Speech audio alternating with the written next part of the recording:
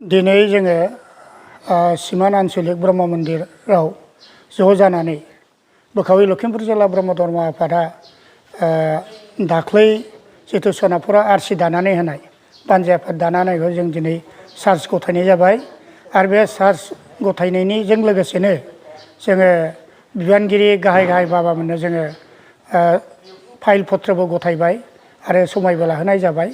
इयुनाव जोंनि सनाथि मायथाइ फोरबोआ जाहाथे मोजाङै मोजां खुंफुंलांनो हायो बेनि सोमोन्दै जोङो दहाय जयग'बो एसे आगोलाव होबाय। दा मोजाङै मोजां जाफुंलांथों बे सनाथि मायथाइ फोरबोआ 50 बोसोर जिथुनिखि जाबाय।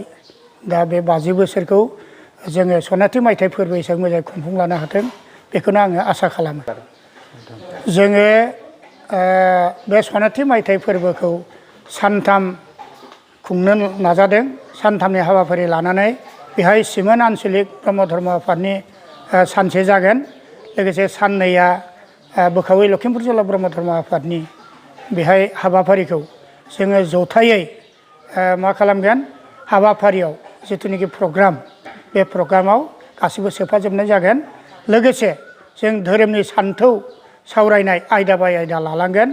बेहाय गोबां जों आलासि लिंहरगोन, मोनफ्रोमबो आयदायाव आलासिफोरखौ बिबान होनाय जागोन आरो जोंनाव गाहाय प्रसारक अधिष्ठाता बाबामोन दं, बिसोरखौबो सान्थौ बिजिरनायाव सावरायमेलफोराव बाहागो लालांगोन आरो बयबो जोंनि गं6 आन्चलिक बाबा आइमोना फैनानै बेहाय बाहागो लागोन आरो धोरोम सान्थौ सावरायनायखौ गासिबो मेहेर गोनाङै बिसोरो खोनासंनायनि राहाखौ जों खालामनाय जागोन। माबायदि 50 बोसोर जानाय लोगो लोगो जों सनाथि मायथाइ फोरबो होननानै बयबो मोनसे गोजोननाय रंजानाय फैगोन आरो बे 50 बोसोर जानाय लोगो लोगो सनाथि मायथाइ फोरबो खुंनायाव जों गोबां कालारफुल हाबाफारि लानो नागिरदों।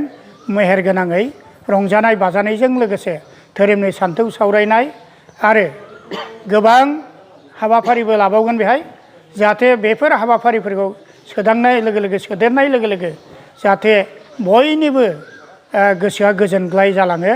गोजोन होनो थाखायनो जोङो बे हाबाफारिफोरखौ लालांगोन।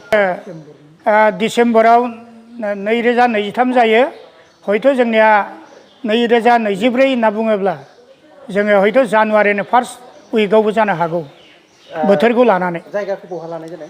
जायगाखौ सिमोन आन्चलिकनि सनापुराव सिङाव थानाय सनापुर गामियावनो बे जथुम्माखौ खुंनाय जागोन। सनाथि मायथाइ फोरबोआ सनापुर गामियावनो खुंनो लाहार फाहार दाख्लैनो लानाय जादों आरो।